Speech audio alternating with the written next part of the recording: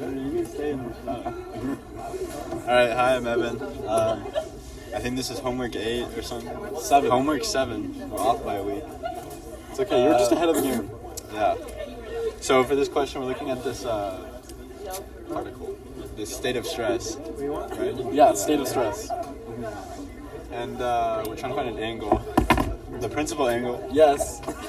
We're trying to find the principal plane, I think it was. Principal plane. Yeah. So we've got some stresses on here. We can. We're gonna break them down. We're gonna label these. So in the x direction, we've got this 40. But keep in mind it's negative. That's because it's acting onto the state of stress. It's like going inwards. Y is going away, that's why it's positive. And then we have this shear. So, like, literally all you have to do is plug in, Chuck. That's it. Once you define your variables, you plug into this. Wait, so you said this one's negative, because why? It's, like, we have, like, the area, the square. It's dependent on whether it's going towards it or away from it. So if the 55 was going into that, that would be negative too. 55. Okay, got you. That makes sense. Exactly. So, like, literally all you do, it's literally like you have 3 variables. You have 3 things to plug in. Okay, so how did you get? I noticed there's only one unknown, but there's two angles. Yeah. So these are 2 different angles, and we add 9. Well, we add 180, but my good friend Case explained this to me. We add 9. These are by a difference of 90, but because this is a double angle or a half angle, I don't. Double. Yeah, it's 2 double angles. 2 theta p. We're technically adding 180 to it. Yeah. So. Yeah. Okay, that makes sense. It's 90 plus times 2, so you're at 180. And so that's how you got the 2 answers. Yeah. Okay. Beautiful. Yeah. Thank you. Thank you. Hi, I'm Thomas Brandt. I'm doing questions 3 and 4. For this one, they ask us to establish this relationship. It's a multiple choice of shearing stress maximum over normal stress maximum. It's a little confusing at first, but once you work with it a little bit, things will start flowing. So because of this is a rectangular beam, we can use shearing stress maximum is equal to 3V over 2A. And basically, is that just an equation she gave us in class? It is in the notes, yes. It's an important one, you should know that. And for this, we want to be able to cancel out terms, because if you look at all the multiple choice options, it's all in terms of H and L. So we'll convert this. We can equate V to P over 2 just by looking at this, and you can take moments and do all that.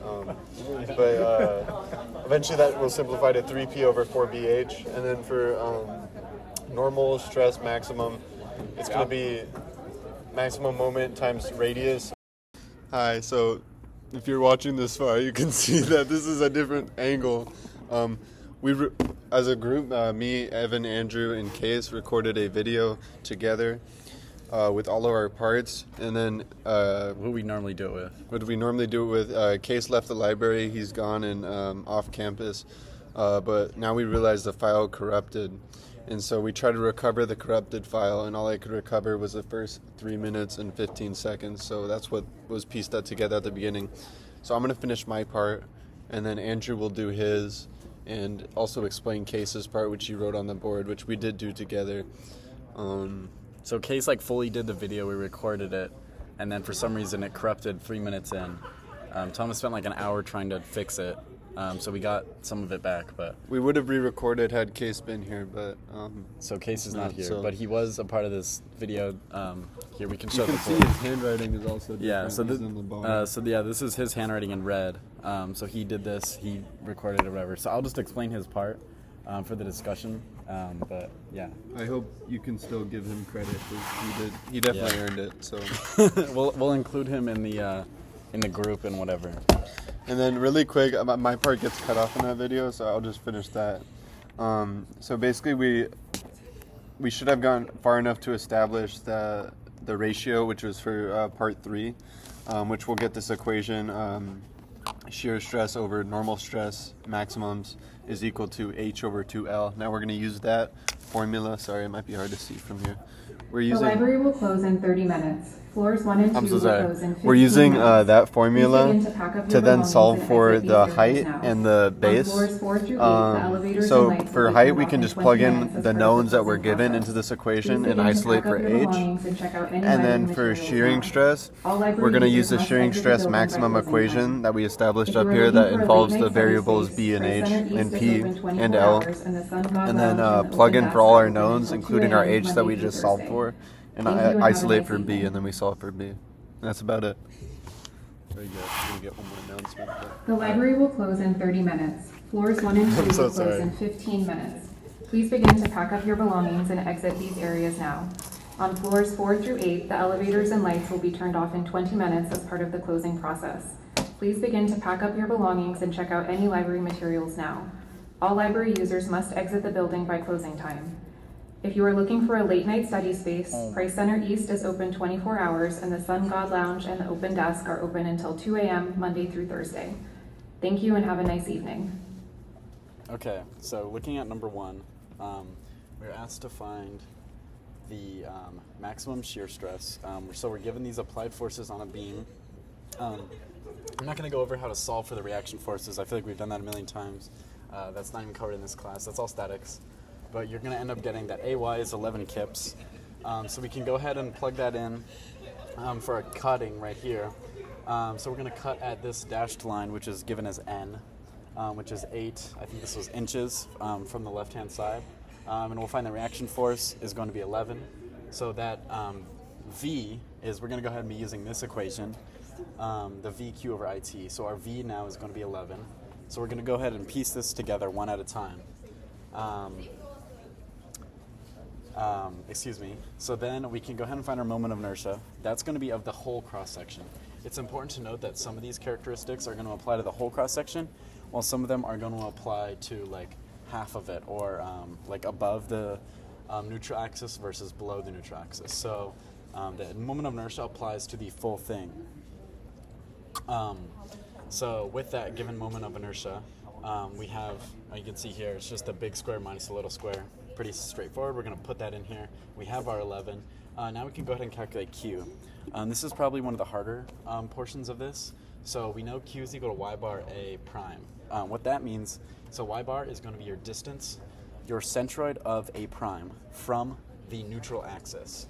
So basically, if this is my neutral axis right down the middle, we're going to use the top half. It doesn't matter which side you use, above or below, just be consistent.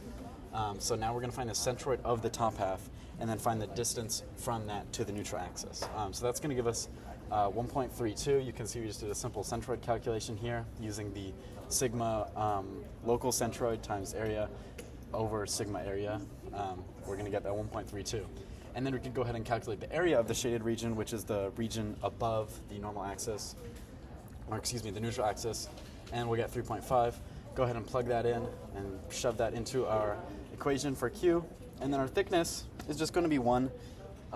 That's just because we're going to have that thickness right here. This is half inch. That's going to be 1. Somewhat straightforward. And then once you plug all that in, we should get 3.48 KSI for our final shearing stress maximum. Do we have any questions? I promise you there was some really good discussion on that first video. there was good discussion. Oh my gosh. Okay. I think we had a discussion about the above versus below. Yeah. So like when Above you're looking point at A, the below neutral, point yeah. A. So for the second part of this question, which I didn't go ahead and do because it's the same procedure, but we have a point like right here. It's right called A, and you're finding the maximum shearing, or not the maximum, but the shearing stress at that location. So here, obviously, it's very symmetric. You can clearly see that above and below are going to be the exact same.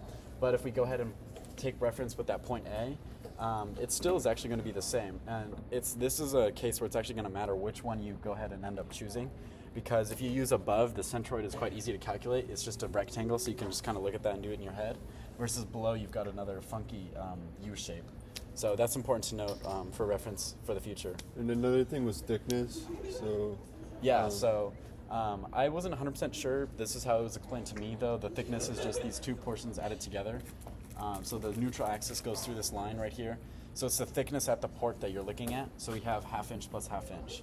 So if we moved this, if we were looking at so A happens to be right below that where it splits, but if we put A like right above that, the thickness I believe would be 4 because it goes through the whole cross section, if that makes sense. But yeah, so I'm gonna go ahead and now explain cases portion. I don't remember what this question was asking. Do you remember, Thomas? It was like. It looks like we're asking for the shear stress and the stress on the X. Yeah, on the. Once it's tilted. Yeah. Yeah, I don't know. It says like the opaque face or something like that, Yes. which is this. Thank you. Yeah. And so this is generally just plug and chug. So we found these really good equations in our lecture notes. Yeah. Um, So you can go ahead and derive from the given. I keep forgetting what this is called. stress, The stress situation. almost. Stress. Do you know what it is? Uh, Evan, what's that thing called? The stress. Stress. it's like a moment of stress, like a The State of stress. state of stress. Okay, this is the state of stress. So from the state of stress, we can derive our sigma y, sigma x, and then xy for the shearing stress. And then we get our angle is 75 degrees. Now you'll notice that in here we have 2 times 75 degrees. That's because all these are double angles. So that's pretty important to note going forward. sign convention. Yeah, the sign conventions. You can see why the 8 is going to be negative because it's pointing downwards. I think we talked about that in Evan's portion.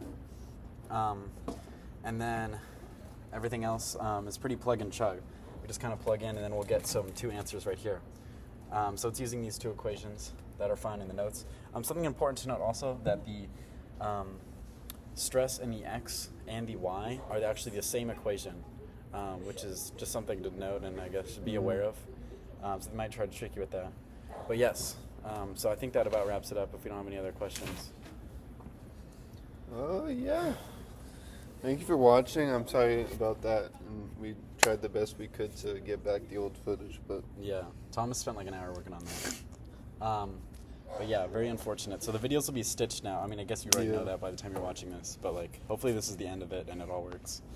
Thank you for your patience and understanding. Have a good one.